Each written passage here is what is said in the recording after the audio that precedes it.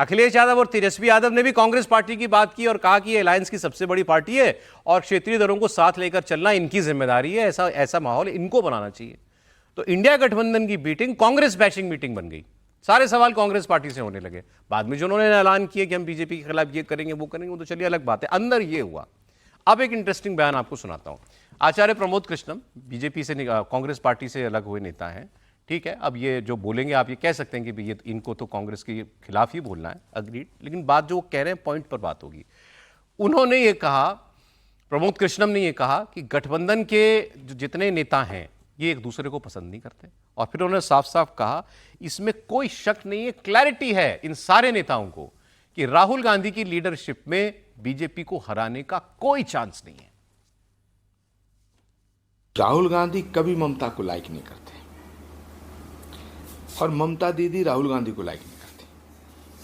अरविंद केजरीवाल, ममता बनर्जी, ये जितने भी विपक्ष के बड़े नेता हैं ये सब ये मान चुके हैं कि राहुल गांधी के नेतृत्व में विपक्ष बीजेपी से नहीं लड़ सकता है। राहुल गांधी जी एक छुटा हुआ कारतूस हो गए। तो अगर विपक्ष को बचाना है तो सबसे पहले नेता विपक्ष के पद से राहुल जी को हटाना पड़ेगा। बहुत जल्दी कांग्रेस एक और विभाजन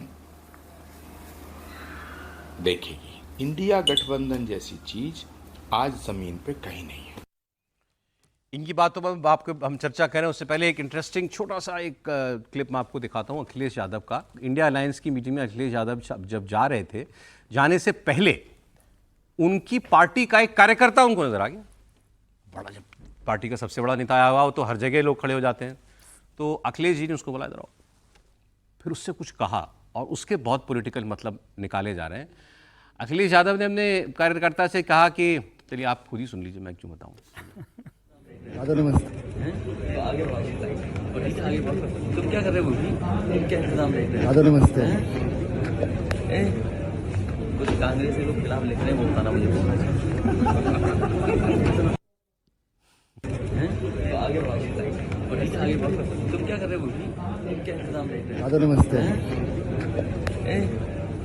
कुछ कांग्रेस के लोग खिलाफ लिख रहे हैं, वो बताना मुझे बोलना चाहिए। बात कही हंसते हंसते कही, लेकिन क्या कहा? कांग्रेस के लोग कुछ खिलाफ लिख रहे हैं, जरा पता करके बताना मुझे। और ये तो है भरोसा है एक दूसरे के ऊपर। ये है इंडिया गठबंधन की हकीकत। सारे सबके निशाने पर कांग्रेस पार्टी। और जब कांग्रेस पार्टी कहते हैं तो पढ़िए उसको राहुल गांधी। कोई शक सर? नहीं, शक तो इसलिए नहीं कर सकते कि इंडिया गठबंधन की सबसे बड़ी पार्टी कांग्रेस है। राहुल गांधी कांग्रेस के नेता हैं और लीडर ऑफ अपोजिशन भी हैं। तो अगर कुछ भी ठीक नहीं हो रहा है या कुछ भी गलत हो रहा है तो जिम्मेदारी जवाबदेही राहुल गांधी की बनेगी। ट्रस्ट डेफिसिट का उदाहरण आपने दे ही दिया, इससे ज्यादा क्या हो सकता है? ये जो बोल रही हैं देखिए। हाँ। और लेकिन सवाल यह है कि इंडिया गठबंधन का जो स्वरूप है ना, और उसमें जो शामिल घटक दल है उनके आपस के रिश्ते देख लें, पुराना इतिहास देख लें, तो ये मैरिज ऑफ कंपल्सन है, कन्विक्शन नहीं है। क्योंकि आपको सर्वाइव करना है, आपको मोदी और बीजेपी का जो बढ़ता हुआ वर्चस्व है उसमें किसी तरह से अपने अस्तित्व को बचाना है, इसलिए सब लोग साथ हैं। अदरवाइज आप देख लीजिए कि अभी लेफ्ट से शिकायत करती, सीपीआई ने शिकायत की कि आपने केरल में हमारे ऊपर आरोप लगाया भ्रष्टाचार का। बंगाल में राहुल गांधी किस तरह से बोल रहे थे ममता बनर्जी को कि आपने ठीक से सरकार नहीं चलाई होती तो बीजेपी के लिए रास्ता नहीं खुलता। या बंगाल में टीएमसी का गुंडा राज है। तो कुल मिला के आपस में कोई सद्भाव है ऐसा बिल्कुल नहीं। अभी अखिलेश जी वाला जो सुना आपने राहुल जी, देखिए ये बात तो बिल्कुल साफ है कि जो कांग्रेस पार्टी है, अखिलेश यादव ने एक और भी बयान दिया। उन्होंने ये कहा कि कांग्रेस को बड़ा मन रखना चाहिए। हाँ, कल बोला ना, बड़ा मन रखना चाहिए और बड़ी पार्टी है, आप बड़ी पार्टी हैं। सीटें देने के नाम पे बताएंगे, पूछेंगे कितनी बड़ी पार्टी मानते हैं कांग्रेस को। तो देखिए सारी सबसे बड़ा दल जो है वो कांग्रेस है। तो सबकी जो उम्मीद है या नाराजगी है वो भी कांग्रेस से ही इस सारे उसमें। और सबको जो भी मिलना है, अगर हम सीट वाइज देखें, अगर वो कांग्रेस के साथ गठबंधन में कहीं जाते हैं तो सबकी जरूरत ये होगी कि कांग्रेस को कम सीटें दें और खुद ज्यादा लड़ें। तो और कांग्रेस की जरूरत ये होगी कि वो ज्यादा से ज्यादा लड़ें ताकि उनका संगठन आगे बढ़ सके। तो ये कश्मकश जो है इस संगठन, या ये कहें हम जो विपक्षी दल का ये गठबंधन है, इसमें हमेशा रही। अब वो जो प्रमोद कृष्णम जी कह रहे थे, आचार्य जी वो कह रहे थे कि राहुल गांधी को की लीडरशिप पर क्लैरिटी है कि ये नहीं सीरियसली इसलिए नहीं लेता क्योंकि वो मैंने पहली राइडर लगाया कि वो ऑलरेडी बाहर हो चुके हैं। तो ठीक है, ये उनकी बात को with a pinch of salt लिया जाएगा। लेकिन वो कह रहे हैं कि राहुल गांधी की लीडरशिप में कुछ होना जाना नहीं है, ये बाकी सारी पार्टियां जानती हैं। पहले तो ये एक बात, फिर उन्होंने कहा कांग्रेस की में स्प्लिट का इंतजार कीजिए। नहीं, राहुल जी को लेकर तो उनका ये सनातन भाव है, क्योंकि जब वो कांग्रेस में थे तो प्रियंका जी के साथ ही लड़ाई लड़ते रहे और उसमें वो बहुत कामयाबी नहीं मिली और कांग्रेस तब से ही टूट रही है। अच्छा। तो अब वो जब टूटेगी महत्वपूर्ण बात तो वो है कि राहुल कांग्रेस है, इंडिया गठबंधन की सबसे बड़ी पार्टी है और कांग्रेस के सबसे बड़े नेता राहुल गांधी है। ये सच है आज की तारीख में। बाकी किसी को पसंद हो नहीं पसंद हो, उसका फायदा होगा नुकसान होगा, ये भी अलग इशू है। लेकिन कल जो एक बात बड़ी हुई वो इम्पोर्टेंट थी, जो इसकी चर्चा शायद नहीं हुई है, वो ये कि पिछली बार भी इंडिया गठबंधन ने ये एक्सरसाइज की थी कि हर बीजेपी कैंडिडेट के खिलाफ एक कैंडिडेट उतारा जाए और 300 सवा 300 सीटों पर ऐसा दिया भी हुआ गया।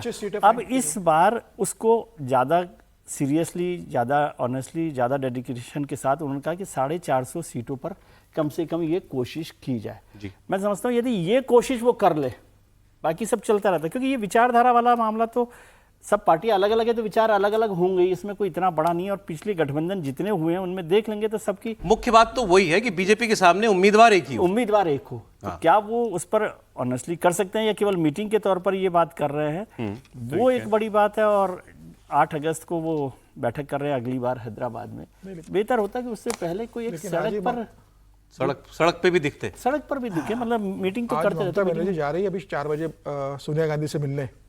कल बैठक हुई, विजय लक्ष्मी ने ही ट्वीट किया है, इंडिया टीवी की जो अच्छा मैंने देखा नहीं है, विजय लक्ष्मी का ही ट्वीट है कि अभी शाम को सोनिया से मिलने जा रही है और कल बैठक होगी और आज मिलने जा रही है। तो मुझे लगता है ममता बनर्जी अपने लिए कोई स्पेस देख रही होगी कि कैसे दिल्ली की राजनीति की जाए, बंगाल के अंदर कांग्रेस क्या मर्जी तो नहीं कर देंगे कांग्रेस में। अब क्या बातचीत हो रही है, जिस तरीके से सांसद टूटे हैं, तो क्या अब कांग्रेस के साथ जिस तरीके से ममता बनर्जी एक अपनापन दिखा रही है, अपना तो दिखा रही है, सोनिया गांधी से कल बैठक हुई, आज फिर मिलने जा रही है, तो भविष्य को लेकर क्या वो चाहती है कि भाई मुझे दिल्ली बुलाया जाए, मैं दिल्ली में राजनीति करूंगी, मोदी के खिलाफ में यहाँ पर सारी पार्टियों को एकत्रित करूंगी। वो मुझे लगता है अपने लिए एक भूमिका देखना चाहती हो कि अब वो विधायक नहीं है, सांसद भी नहीं है, तो वो चाहती हो कि मुझे इंडिया ब्लॉक के अंदर कोई बड़ी जिम्मेदारी दी जाए जिससे मैं मोदी के खिलाफ एक मोमेंटम खड़ा कर सकूं। ये वैसे सोच के देखिए कि ममता बनर्जी अगर मर्ज करती हैं अपनी पार्टी को कांग्रेस में, एक तो उनके हालात वैसे हो गए हैं पार्टी के पास, शरद पवार के से बुरे हालात थे, उसके बाद शरद पवार ने मर्ज नहीं की। शरद पवार ने, जबकि महाराष्ट्र में तो कांग्रेस इतनी मजबूत है, बंगाल में तो कांग्रेस की कोई स्थिति नहीं है, महाराष्ट्र में इतनी मजबूत होने के बाद शरद पवार ने अभी तक मर्ज करने को तैयार नहीं है। उस स्थिति के अंदर ममता बनर्जी करेगी, ममता बनर्जी तो अभी इंतजार करेगी 2029 के लोकसभा का। अगर लोकसभा में वो फिर वो वापस करती है तो उनको जरूरत नहीं होगी। चुनाव होने वाले नवंबर में वहां पर, तो उसमें भी वो अपनी कैसे